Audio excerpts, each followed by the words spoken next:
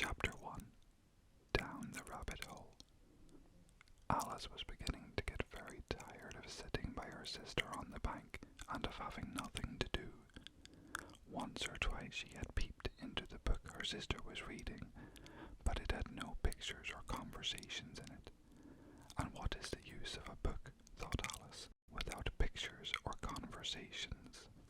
She was considering in her own mind, as well as she could, for the hot day made her feel very sleepy and stupid, whether the pleasure of making a daisy chain would be worth the trouble of getting up and picking the daisies, when suddenly a white rabbit with pink eyes ran close by her.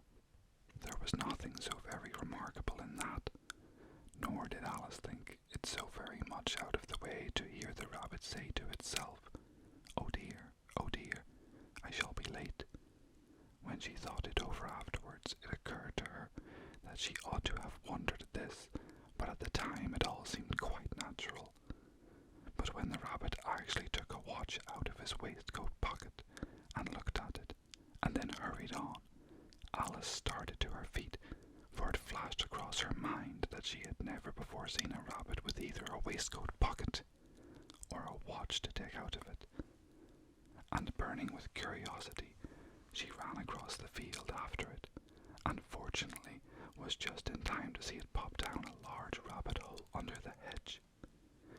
In another moment down went Alice after it, never once considering how in the world she was to get out again. The rabbit hole went straight on like a tunnel for some way, and then dipped suddenly down, so suddenly that Alice had not a moment to think about stopping herself before she found herself falling down a very deep well. Either the well was very deep, or she fell very slowly, for she had plenty of time as she went down to look about her, and to wonder what was going to happen next. First, she tried to look down and make out what she was coming to, but it was too dark to see anything. And then she looked at the sides of the well, and noticed that they were filled with cupboards and bookshelves. Here and there she saw maps and pictures hung upon pegs. She took down a jar from one of the shelves as she passed it. It was labelled orange marmalade, but to her great disappointment it was empty. She did not like to drop the jar for fear of killing somebody underneath, so managed to put it into one of the cupboards as she fell past it. Well, thought Alice to herself, after such a fall as this, I shall think nothing of tumbling downstairs. How brave they'll all think of me at home. Why, I wouldn't say anything about it, even if I fell off the top of the house, which was very likely true. Down, down, down. Would the fall never come to an end? I wonder how many miles I've fallen by this time, she said aloud. I must be getting somewhere near the center of the earth. Let me see, that would be 4,000 miles down, I think. For you see, Alice had learned several things of this sort in her lessons in the schoolroom, and though this was not a very good opportunity for showing off her knowledge, as there was no one to listen to her, still it was good practice to say it over. Yes, that's about the right distance, but then I wonder what latitude or longitude I've got to. Alice had not the slightest idea what latitude was, or longitude either, but she thought they were nice grand words to say. Presently she began again. I wonder if I shall fall right through the earth. How funny it'll seem to come out among the people that walk with their heads downwards. The antipathies, I think. She was rather glad there was no one listening this time, as it didn't sound at all the right word. But I shall have to ask them what the name of the country is, you know. Please, ma'am, is this New Zealand or Australia?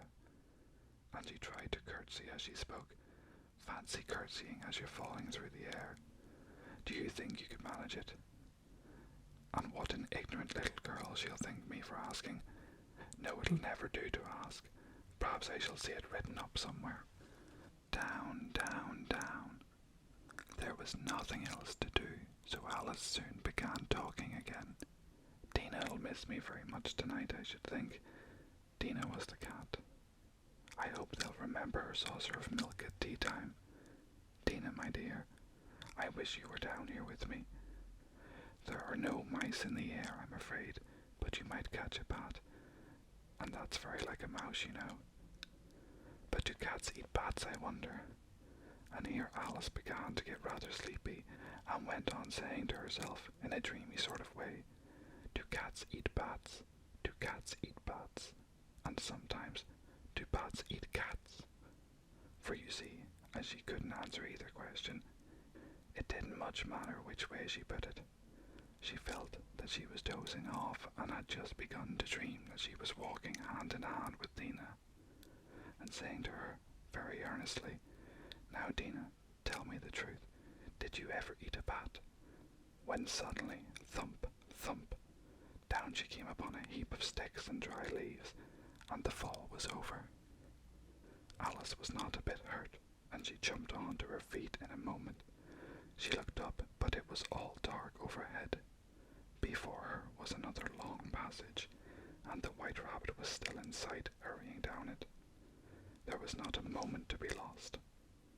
Away went Alice like the wind, and she was just in time to hear it say, as it turned a corner, "Oh, my ears and whiskers, how late it's getting."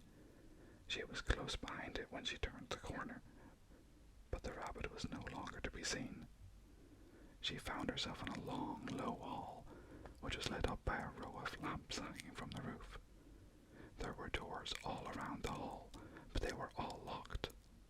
And when Alice had been all the way down one side and up the other, trying every door, she walked sadly down the middle, wondering how she was ever to get out again. Suddenly she came upon a little three-legged table, all made of solid glass. There was nothing on it but a tiny golden key, and Alice's first idea was that it might belong to one of the doors of the hall. But alas, either the locks were too large or the key was too small, but at any rate it would not open any of them. However, on the second time around, she came upon a low curtain she had not noticed before, and behind it was a little door about 15 inches high. She tried the little golden key in the lock, and to her great delight it fitted. Alice opened the door and found that it led into a small passage, not much larger than a rat hole. She knelt down and looked along the passage into the loveliest garden you ever saw. How she longed to get out of the dark hall and wander about among those beds of bright flowers and those cool fountains. But she could not even get her head through the doorway. And even if my head would go through, thought poor Alice, it would be of very little use without my shoulders. Oh, how I wish I could shut up like a telescope. I think I could, if I only know how to begin. For you see, so many out-of-the-way things had happened lately, that Alice had begun to think that very few things indeed were really impossible.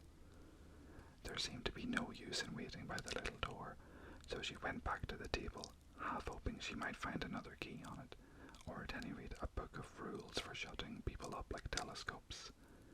This time she found a little bottle on it, which certainly was not here before, said Alice, and tied around the neck of the bottle was a paper label with the words, "Drink me," beautifully printed on it in large letters. It was all very well to say, "Drink me," but the wise little Alice was not going to do that in a hurry. "No, I'll look first," she said, "and see whether it's marked poison or not," for she had read several nice little stories about children who had got burnt and eaten up by wild beasts and other unpleasant things, all because they would not remember the simple rules their friends had taught them, such as that a red-hot poker will burn you if you hold it too long, and that if you cut your finger very deeply with a knife, it usually bleeds, and she had never forgotten that if you drink much from a little bottle marked poison, it is almost certain to disagree with you sooner or later. However, this bottle was not marked poison, so Alice ventured to taste it, and, finding it very nice, it had, in fact, a sort of mixed flavour of cherry tart, custard, pineapple, roast turkey, toffee, and hot buttered toast. She very soon finished it off. "What a curious feeling," said Alice. "I must be shutting up like a telescope." And so it was indeed. She was now only 10 inches high, and her face brightened up at the thought that she was now the right size for going through the little door her into the lovely garden. First, however, she waited for a few minutes to see if she was going to shrink any further. She felt a little nervous about this, for it might end, you know, said Alice to herself, in my going out altogether like a candle. I wonder what I should be like then. And she tried to fancy what the flame of a candle is like after the candle is blown out, for she could not remember ever having seen such a thing. After a while, finding that nothing more happened, she decided on going into the garden at once. But, alas for poor Alice, when she got to the door, she found she had forgotten the little golden key, and when she went back to the table for it, she found she could not possibly reach it. She could see it quite plainly through the glass, and she tried her best to climb up one of the legs of the table, but it was too slippery, and when she had tired herself out with trying, the poor little thing sat down and cried. Come, there's no use crying like that, said Alice to herself rather sharply. I advise you to leave off this minute. She generally gave herself very good advice, though she very seldom followed it, and sometimes she scolded herself so severely as to bring tears into her eyes. And once she remembered trying to box her own ears for having cheated herself in a game of croquet she was playing against herself. For this curious child was very fond of pretending to be two people. But it's no use now, thought poor Alice, to pretend to be two people.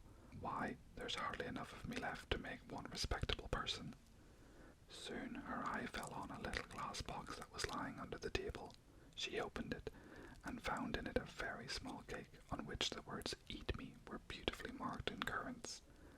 Well, I'll eat it, said Alice, and if it makes me grow larger I can reach the key, and if it makes me grow smaller I can creep under the door. So either way I'll get into the garden, and I don't care which happens. She ate a little bit, and said anxiously to herself, which way, holding her hand on the top of her head to feel which way it was growing, and she was quite surprised to find that she remained the same size. To be sure, this generally happens when one eats cake, but Alice had got so much into the way of expecting nothing but out of the way things to happen, that it seemed quite dull and stupid for life to go on in the common way. So she set to work, and very soon finished off the cake.